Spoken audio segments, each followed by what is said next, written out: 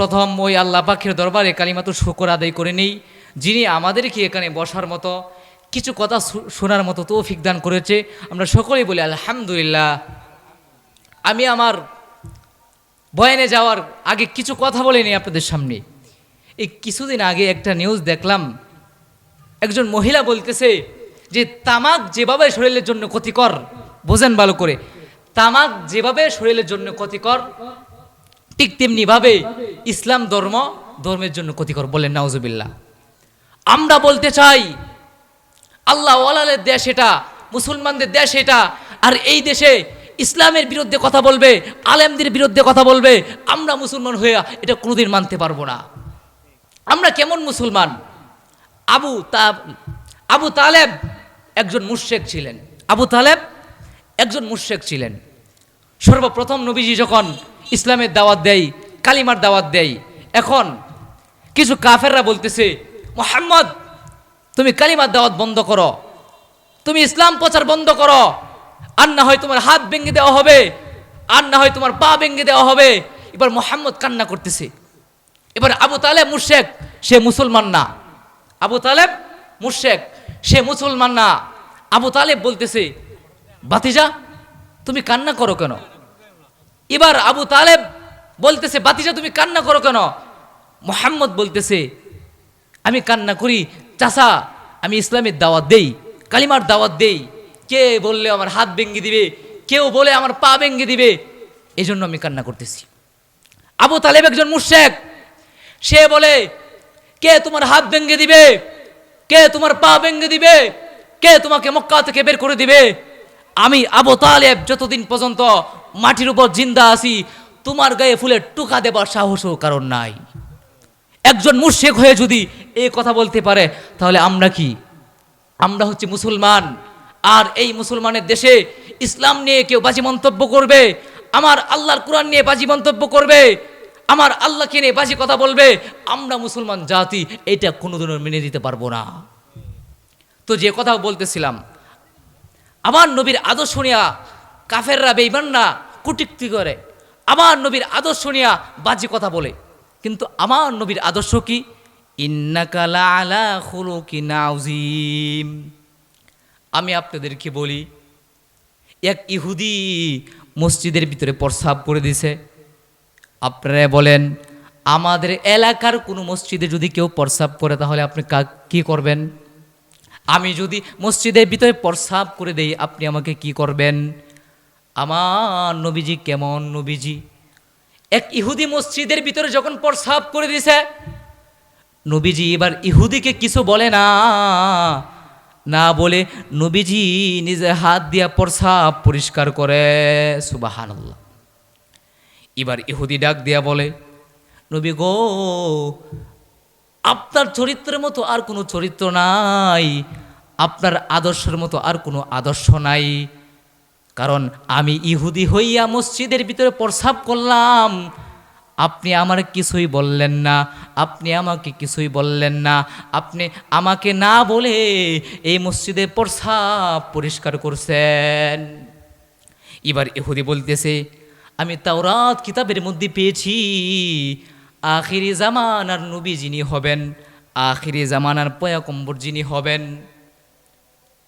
তিনি অনেক দামি একজন নবী হবেন, তিনি অনেক ধৈর্যশীল একজন নবী হবেন। এজন্যই আমি আপনাকে পরীক্ষা করার জন্য, এজন্য আমি আপনাকে যাচাই বাছাই করার জন্য আমি এই মসজিদের ভিতরে প্রস্রাব করেছি। নবী গো, আমি আপনার মানকে চুটু করার জন্য, নবী গো, আমি আপনার শানকে চুটু করার জন্য এই মসজিদের ভিতরে প্রস্রাব করে নাই। এবার ইহুদি ডাক দেয়া বলে, দেরি আর করতে চাই না নবী, আপনি আমার এখনই কালমা পড়াইয়া মুসলমান বানায়া দেন। সুবহানাল্লাহ। ইহুদি কালমা পড়ে মুসলমান হয়ে গেছে। এখন বলেন, আমার নবীর আদর্শ কম দামি নাকি বেশি দামি? আমার নবীর আদর্শ দামি না কম দামি? আমার নবীর কেমন আদর্শ ছিল, আমার নবীর কেমন চরিত্র ছিল? ইহুদি মসজিদের ভিতরে প্রস্রাব করেছে, আমার নবী ইহুদিকে কিছুই বলে না, না বলে নিজে প্রস্রাব পরিষ্কার করেছে। আর এই চরিত্র দেখে ইহুদি মুসলমান হয়ে গেছে। আর এখন বর্তমানে কিছু কাফেররা আমার নবীকে নিয়ে কটূক্তি করে, আমার নবীর শানের বিরুদ্ধে বলে, আমার নবীর চরিত্র বিরুদ্ধে বলে, আমরা তাদেরকে বলতে চাই, আপনারা আমাদেরকে গালি দেবেন, আমাদের কষ্ট হবে না। আপনারা আমাদের মাকে গালি দিবেন, আমাদের কষ্ট হবে না। আপনারা আমার বাবাকে গালি দিবেন, আমাদের কষ্ট হবে না। পুরা পৃথিবী মিলেও যদি আমার মাকে গালি দেয়, বাবাকে গালি দেয়, কষ্ট হবে না। কিন্তু আমাদের কথা একটাই, আল্লাহ আর রাসূলকে নিয়ে যদি কেউ বাজে মন্তব্য করে, আল্লাহ তার রাসূলকে নিয়ে যদি কেউ কটূক্তি করে, আমরা মুসলমান জাতি কখনো সেটা সহ্য করে দেখতে পারবো না। আরেকটা ইহুদির কথা আমি আপনাদেরকে বলি। এক ইহুদি কুকুর পালতো। কি পালতো? এক ইহুদি কুকুর পালে। কুকুররে প্রত্যেক দিন ভালো ভালো খাবার দেয়, আর কুকুররে বলে, এই কুকুর, তোরে কিন্তু আমি এমনি এমনি পালি নাই।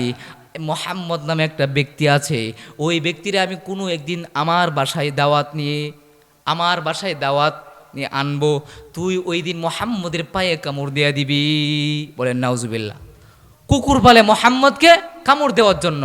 এবার ইহুদি মোহাম্মদ রসুল্লাহ সাল্লাল্লাহু আলাইহি ওয়াসাল্লামকে দাওয়াত দিছে যে, মোহাম্মদ, আমি আপনাকে মহাব্বত করি, আমি আপনাকে ভালোবাসি, আপনি আমার বাড়িতে একদিন দাওয়াত রাখবেন, আপনি আমার বাড়িতে একদিন দাওয়াত খাবেন। কিন্তু আসলেই মোহাম্মদকে দাওয়াত খাওয়ানোর উদ্দেশ্য নাকি কুকুর দিয়া কামড় দেওয়ার উদ্দেশ্য? বলেন, কুকুর দিয়া কামড় দেওয়ার উদ্দেশ্য। মোহাম্মদকে বলে, মোহাম্মদ, আমি আপনার বড় পাগল, আমি আপনার জন্য পাগল। আপনি যদি আমার বাড়িতে একদিন দাওয়াত রাখতেন, আমি খুব খুশি হইতাম। এবার মোহাম্মদ রাসূলুল্লাহ সাল্লাল্লাহু আলাইহি ওয়াসাল্লাম ইহুদির বাড়িতে দাওয়াত খেতে চলে গেলেন। যখন ইহুদির বাড়িতে দাওয়াত খেতে চলে গেলেন, ইহুদি কুকুরে ডাক দিয়া বলে, এ কুকুর, দেরি আর করবি না, এই দেখ মোহাম্মদ আসতেছে, যা যা তাড়াতাড়ি যা, গিয়া মোহাম্মদের পায়ে কামড় দিয়া দে। নাউজুবিল্লাহ। মোহাম্মদ রাসূলুল্লাহ সাল্লাল্লাহু আলাইহি ওয়াসাল্লাম যখন গেইটের সামনে আসলেন, ইহুদি কুকুরটাকে পাঠাইয়া দিছে, এই কুকুর, দেরি আর করবি না, যা মোহাম্মদের পায়ে গিয়া কামড় দিয়া দে। এবার কুকুর দৌড়াইতেছে মোহাম্মদের পায়ে কামড় দেওয়ার জন্য। কুকুরটা যখন মোহাম্মদের পায়ে কামড় দেওয়ার জন্য দৌড়াইতেছে, কুকুরটা মোহাম্মদের সামনে গেছে কিসের জন্য? বলেন, মোহাম্মদের পায়ে কামড় দেওয়ার জন্য। কিন্তু মোহাম্মদের সামনে যখন গেছে, কুকুরটা মোহাম্মদের কামড় দেয় না, বরং মোহাম্মদের চেহারার দিকে মায়াবী নজরে তাকাইয়া আছে। সুবহানাল্লাহ।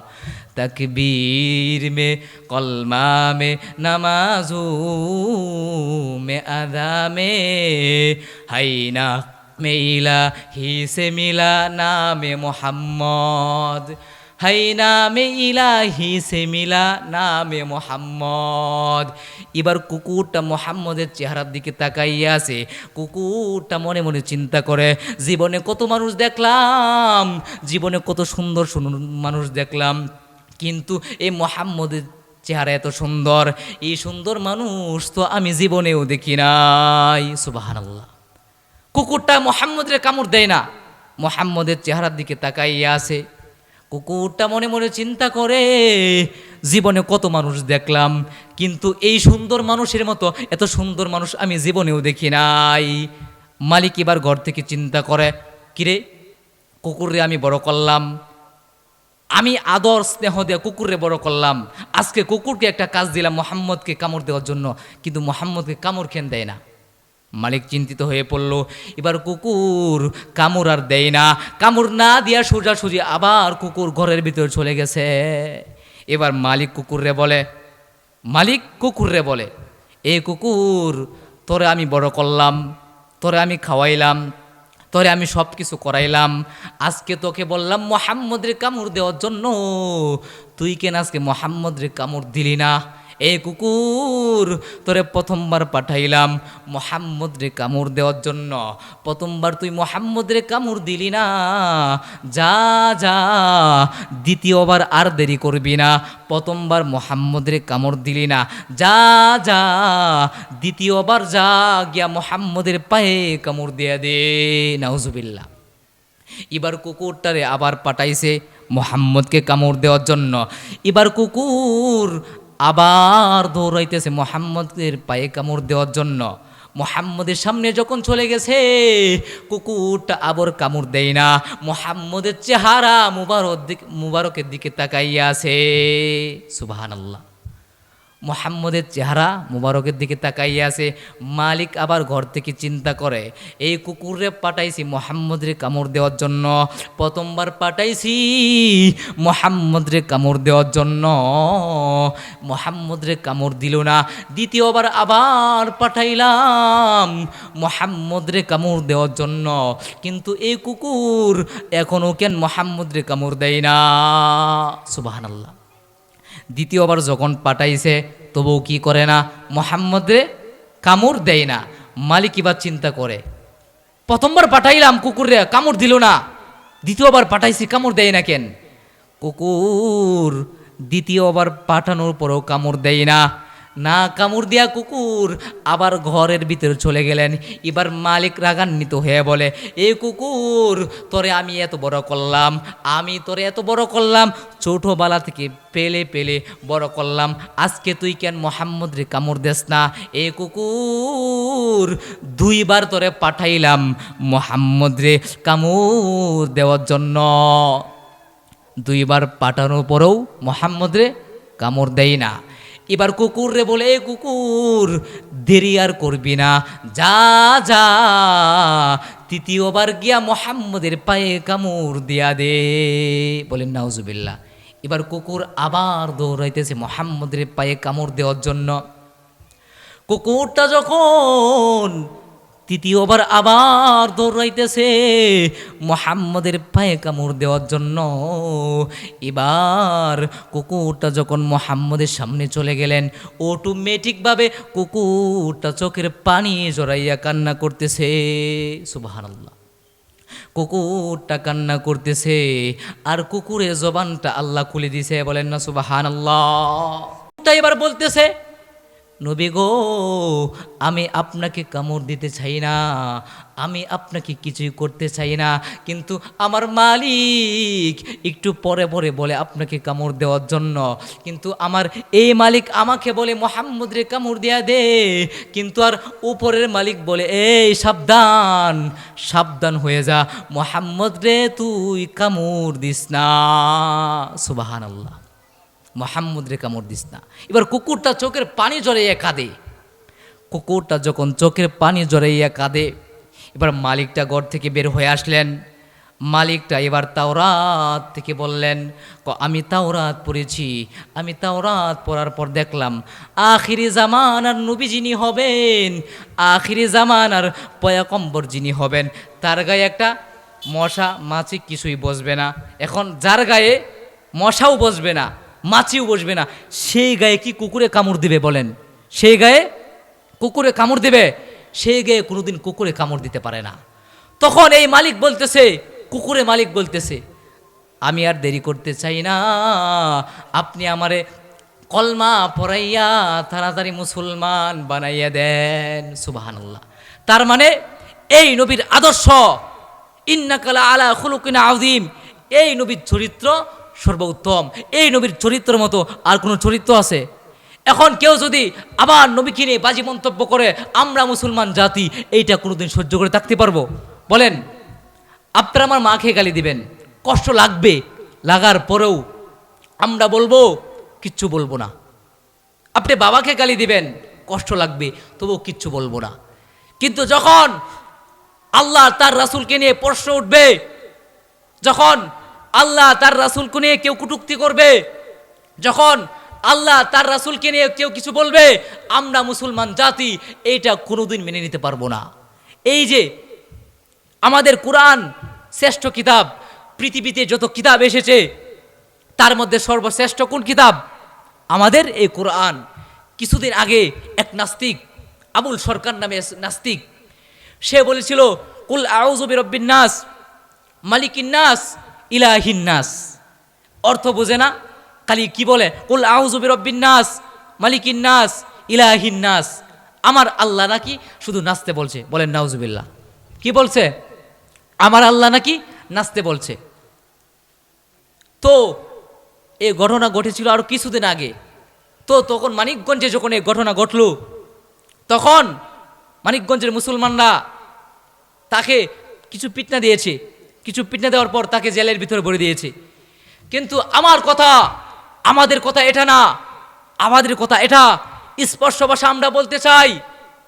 আপনারা আমাদেরকে নিয়ে বলবেন, আমাদের গায়ে লাগবে না, কিন্তু এই আল্লাহ ওয়ালাদের জমিনে, আল্লাহর জমিনে কেউ আল্লাহর রাসূলকে নিয়ে কটূক্তি করবে, আর কেউ আল্লাহর কোরআনকে নিয়ে বাজে মন্তব্য করবে, আল্লাহকে নিয়ে বাজে মন্তব্য করবে, আমরা মুসলমান জাতি এইটা কোনোদিনও সহ্য করতে পারবো না।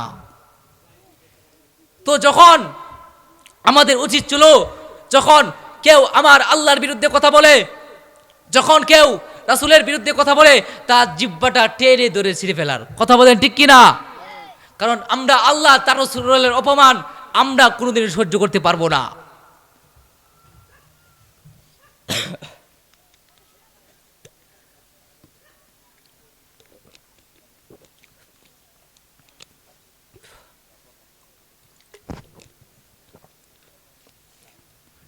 তো ছোট্ট আর একটা ঘটনা বলি।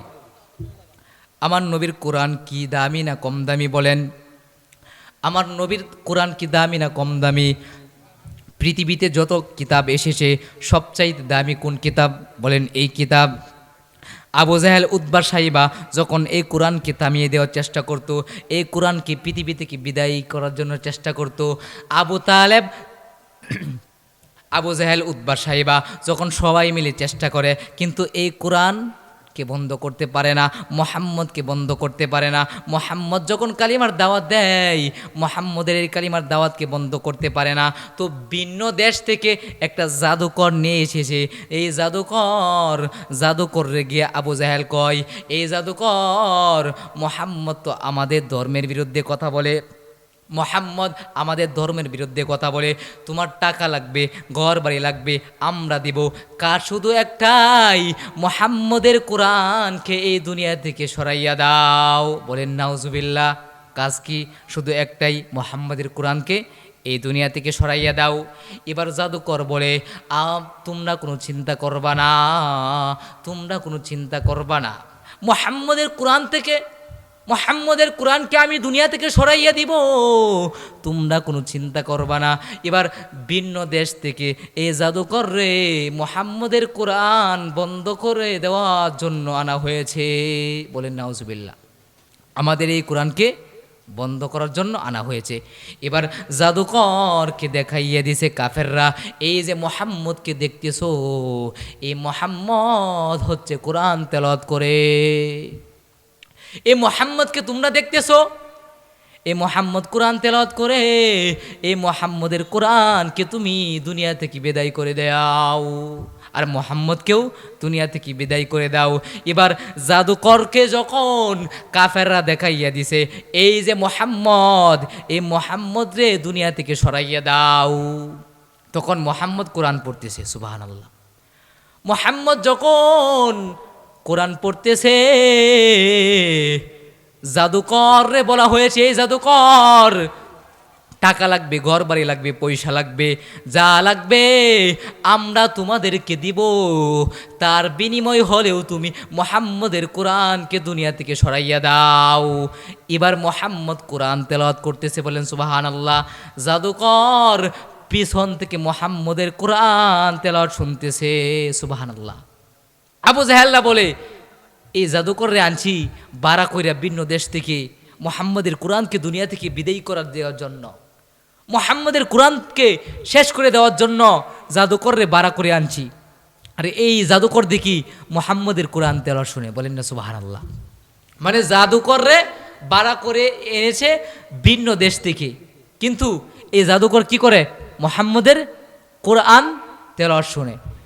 এবার জাদুকর যখন মুহাম্মদের কোরআন তেলাওয়াত শুনতেছে, মুহাম্মদের কোরআন তেলাওয়াত যখন শুনতেছে, হঠাৎ করে মুহাম্মদ কোরআন তেলাওয়াত থামাইয়া দিছে। হঠাৎ করে যখন মুহাম্মদ কোরআন তেলাওয়াত থামাইয়া দিছে, এবার জাদুকর ডাক দিয়া মুহাম্মদকে বলে, এ মুহাম্মদ, তুমি চমৎকার কণ্ঠে কোরআন তেলাওয়াত করতেছিলা, হঠাৎ করে কেন তুমি কোরআন তেলাওয়াত থামাইয়া দিছ? এ মুহাম্মদ, তুমি হঠাৎ করে কেন কোরআন তেলাওয়াত থামাইয়া দিছ? আমাকে বলো। এবার মুহাম্মদুর রাসূলুল্লাহ সাল্লাল্লাহু আলাইহি ওয়াসাল্লাম জাদুকর রে বলে, এই জাদুকর, তুমি তো এসেছো আমাকে হত্যা করতে, তুমি তো এসেছো এই কোরআনকে থামাইয়ে দিতে, এখন কেন বলো তুমি এই কোরআন আমি পড়তে? তুমি তো এসেছো আমার কোরআনে থামাইয়া দিতা, আমার কোরআনকে পৃথিবী থেকে বিদায় করে দেওয়ার জন্য, এখন তুমি বলো আমি কেন কোরআন তেলাওয়াত থামাইয়া দিছি। এবার জাদুকর কি বলে শুনেন। জাদুকর বলে যে মুহাম্মদ এত সুন্দর করে কোরআন তেলাওয়াত করতে পারে, আমার মনে হয় এই মুহাম্মদ কোনোদিন মিথ্যা নবী হতে পারে না। বলেন সুবহানাল্লাহ। যে মুহাম্মদ এত সুন্দর করে কোরআন তেলাওয়াত পড়তে পারে, আমার মনে হয় মুহাম্মদ কোনোদিন মিথ্যা নবী হতে পারে না। এবার জাদুকর ডাক দিয়া বলতেছে, মুহাম্মদ দেরি আর করবা না, তাড়াতাড়ি তোমার কালমা পড়াইয়া আমারে মুসলমান বানাইয়া দাও। সুবহানাল্লাহ। মানে ভিন্ন দেশ থেকে, অন্য দেশ থেকে জাদুকরকে বাড়া করে আনা হয়েছে মুহাম্মদের কোরআনকে দুনিয়া থেকে সরিয়ে দেওয়ার জন্য, মুহাম্মদের কোরআনকে শেষ করে দেওয়ার জন্য ভিন্ন দেশ থেকে জাদুকর আনা হয়েছে। কিন্তু যে কোরআনের হেফাজতকারী মালিককে, এই কোরআনকে হেফাজত করার মালিককে আল্লাহ, এই কোরআনকে কেউ ইচ্ছা করলে থামিয়ে দিতে পারবে? বলেন, গোটা পৃথিবীর মানুষ যদি বলে এই কোরআন আর চলবে না, নতুন করে কোরআন আনা হোক, এই আইন মানা হবে? বলেন, এই আইন মানা হবে? এটা কখনো সম্ভব হবে না। অর্থাৎ এই কোরআনের হেফাজতের মালিক একমাত্র আল্লাহ, পৃথিবীর দ্বিতীয় কাউকে এই কোরআনের হেফাজতকারের মালিক দেয় নাই। তো সময় সংক্ষিপ্ত, আজানের সময় হয়ে যাচ্ছে, আমি একটা গজল গেয়ে আমার বক্তব্য শেষ করতে চাই। বলবো, ওদেশের বাইরে বল না কোথা যাই রে, একটু শান্তি বলো কোথায় গিয়ে পাই রে। ওদেশের বাইরে বল না কোথা যাই রে, একটু শান্তি বলো কোথায় গিয়ে পাই রে। চারদিকে শুনি শুধু নাই কিছু নাই রে। ঠিক কিনা? পানির কলে পানি নাই, তাতে কি আসে যাই, বিদ্যুতের খবর নাই, উন্নতির জোয়ার বয়। পানির কলে পানি নাই, তাতে কি আসে যাই, বিদ্যুতের খবর নাই, উন্নতির জোয়ার বয়। সেই জোয়ারে বেশে বেশে দেশ গেল গুল্লাই রে। ও দেশের বাইরে বল না কোথা যাই রে, একটু শান্তি বলো কোথায় গিয়ে পাই রে। পাম্পে তেল নাই, আমাগো বিল নাই, কওয়ারও জায়গা নাই, শোয়ারও কায়দা নাই। শান্তি পেতে হলে দিনের পথে আই রে। ও দেশের বাইরে বল না কোথা যাই রে, একটু শান্তি বলো কোথায় গিয়ে পাই রে। চারদিকে শুনি শুধু নাই কিছু নাই রে। আমাদের দেশে যে কিছুই নাই এটা বলা যাবে না, কিছু কিছু আছে। আছে ভাই, আছে আছে, অনেক কিছুই আছে। অফিসে ঘুষ আছে, দেওয়ার মতো মানুষ আছে। ঠিক কিনা? অফিসে ঘুষ চলে না? আছে ভাই, আছে আছে, অনেক কিছুই আছে। অফিসে ঘুষ আছে, দেওয়ার মতো মানুষ আছে। দুর্নীতি শীর্ষে আছে, আর কি মোরা চাই রে। ও দেশের বাইরে বল না কোথা যাই রে, একটু শান্তি বলো কোথায় গিয়ে পাই রে। চারদিকে শুনি শুধু নাই কিছু নাই রে। বাজারটাও গরম আছে, যাবেন না মাছের কাছে। পেঁয়াজের জাজ আছে, মরিচের জাল বেড়েছে। বাজারের আগুনেতে পুড়ে হবি ছাই রে। ও দেশের বাইরে বল না কোথা যাই রে, একটু শান্তি বলো কোথায় গিয়ে পাই রে। ও দেশের বাইরে বল না কোথা যাই রে, একটু শান্তি বলো